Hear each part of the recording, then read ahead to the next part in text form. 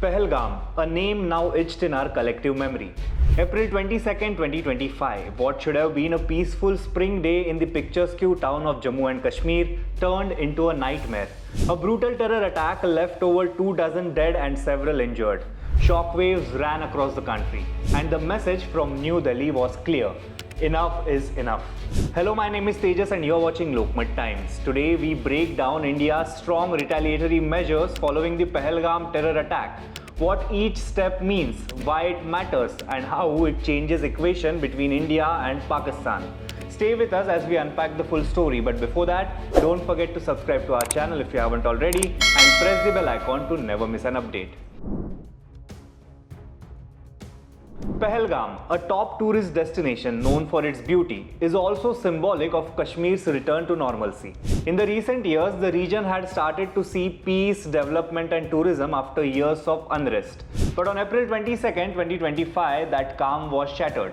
Around 2:30 p.m., terrorists opened fire on tourists. The attack was well coordinated and executed with military precision.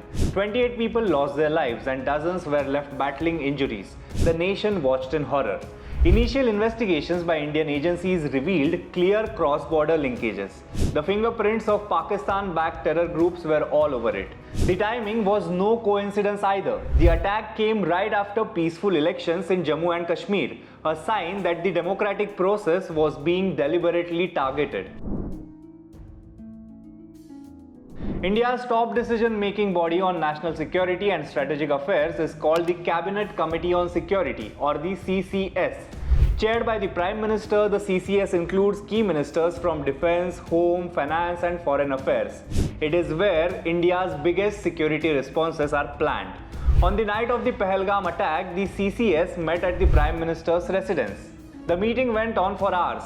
After a detailed intelligence briefing, the committee decided, this time, India will respond with action, not just with words. Let's start with the most significant and perhaps most symbolic move. India has decided to suspend the Indus Waters Treaty of 1960.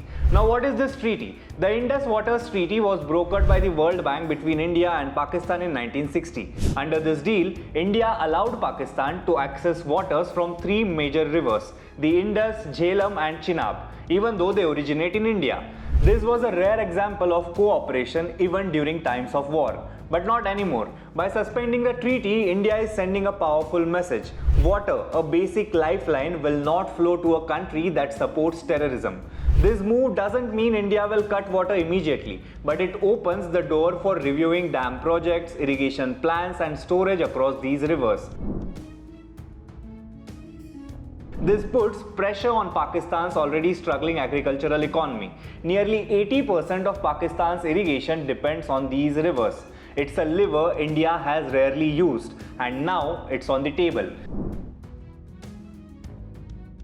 The second major move, India has shut down the integrated checkpost ICP at Attari with immediate effect. The Attari-Wagah border is the only land route for trade and people-to-people exchange between India and Pakistan. The ICP was used to transport goods like cement, fruits, textiles and pharmaceuticals between the two nations. With its closure, all trade is halted. Cultural exchanges and movement of delegations have stopped. Symbolically, the gateway between the two countries has been slammed shut. What effect will it have? Economically, this hits businesses on both sides, especially Pakistan's export industry. Diplomatically, it signals that India is willing to isolate Pakistan regionally and globally. Third move, a blow to regional diplomacy. India has banned Pakistani nationals from entering India under the SAARC visa exemption scheme. What is this scheme? The SAARC visa exemption scheme allowed select individuals, including diplomats, judges, parliamentarians, to travel visa-free between South Asian countries. Now, all SVES visas issued to Pakistanis are cancelled. Anyone currently in India under this scheme has 48 hours to leave. No new visas will be issued. What effect will it have? This severely restricts diplomatic, cultural and professional exchanges. It shows that India is no longer playing along with business as usual while dealing with terrorism. Fourth action, India has declared Pakistan's military, naval and air advisors as persona non grata. What does that mean? In diplomatic language, persona non grata means unwelcome. India has ordered all military attaches from Pakistan to leave within a week. In turn, India will pull back its own military advisors from Islamabad. Even 5 support staff are being withdrawn from the high commissions. What effect will it have? This is downgrading of military to military diplomacy. It reduces back-channel talks and weakens any strategic communication links between the two countries, a serious development during these tense times. And the fifth measure, slashing the size of diplomatic staff. Both India and Pakistan have around 55 officials in each other's embassies. Now, India has announced the diplomatic strength will be cut to just 30. This will be completed by May 1st. What is its effect? This is a deep diplomatic freeze. Fewer diplomats mean fewer conversations, fewer negotiations, and a virtual pause in formal ties. Beyond these measures, the underlying message is clear. India will no longer entertain talks, treaties, or trade with a country that harbors terrorism.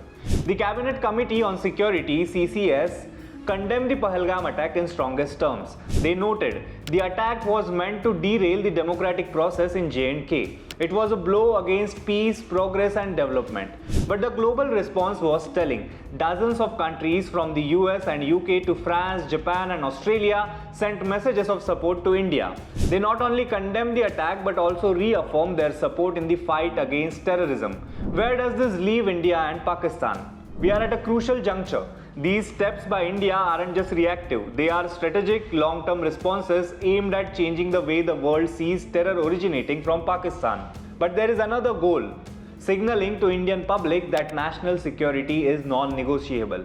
India is also boosting internal security. The Army, CRPF and Jammu and Kashmir Police are on high alert. Intelligence operations are being intensified. Cross-border infiltration points are being sealed. India's message post Pahalgam is loud and clear.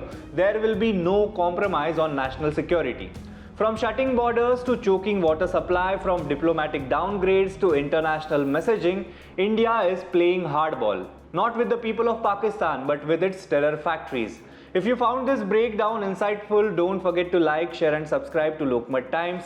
Drop your thoughts in the comments. Should India take even tougher steps? Or is this the right strategy? Till then, stay safe, stay informed and keep watching Lokmat Times.